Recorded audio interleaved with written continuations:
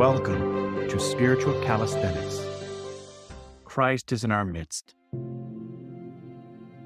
On July 21st, we commemorate St. John and St. Symeon, the Fool for Christ, and St. Parthenios, the Bishop of Arta. Regarding Saints John and Symeon, the Fool for Christ, these saints were from the city of Edessa in Mesopotamia and flourished during the reign of Justin the Younger. After a pilgrimage to Jerusalem, they were moved with a desire to forsake the world. They were tortured monks by the abbot Nikon, and soon after left the monastery to struggle together in the wilderness near the Dead Sea. When they had passed a little more than 30 years together in silence and prayer, Symeon, having reached the heights of dispassion, departed for Emesa in Syria, where he passed the rest of his life playing the fool for Christ, saving many souls from sin while hiding his sanctity with seemingly senseless behavior. He reposed in 570 by the providence of God. John, who had remained in the wilderness, departed soon after. O God of our fathers, ever dealing with us according to thy gentleness, take not thy mercy from us, but by their entreaties guide our life in peace. With faith and love let us acclaim angelic and God-bearing Symeon, who though in the flesh appeared as one without flesh, and shone supernaturally with virtues.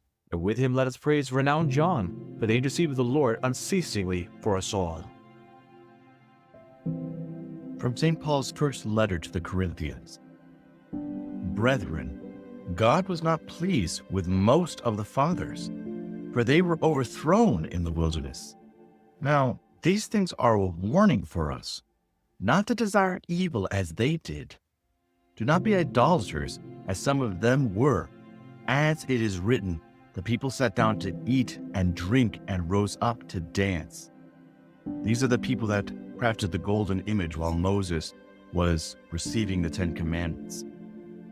We must not indulge in immorality as some of them did, and 23,000 fell in a single day.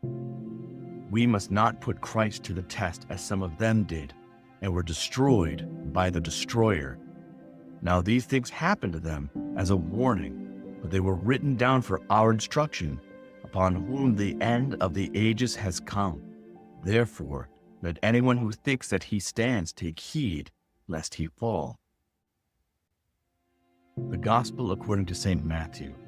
The Lord said to his disciples, "Take heed and beware of the leaven of the Pharisees and the Sadducees." In other words, that lump inside the bread that causes the bread to rise. If it is problematic, if it is poisoned, then it will rise with the bread and poison the whole loaf.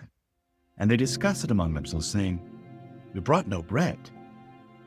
But Jesus, aware of this, said, "O men of little faith, why do you discuss among yourselves the fact that you have no bread? Do you not yet perceive? Do you not remember the 5 loaves of the 5,000 and how many baskets you gathered?" In other words, they are thinking of earthly things. They're thinking, oh, Jesus Christ talking about bread. Is he asking for bread? He made 5 loaves and 2 fish feed 5,000 men, not including women or children. Or the 7 loaves of the 4,000 and how many baskets you gathered.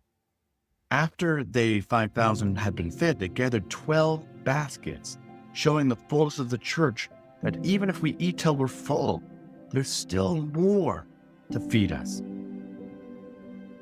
How is it that you fail to perceive that I did not speak about bread, meaning just worldly bread to eat? Beware of the leaven of the Pharisees and the Sadducees. Then they understood that he did not tell them to beware of the leaven of bread, but of the teaching of the Pharisees and the Sadducees. In other words, beware of hypocrisy. I hope that you've enjoyed today's Spiritual Calisthenics. Have a blessed and wonderful day.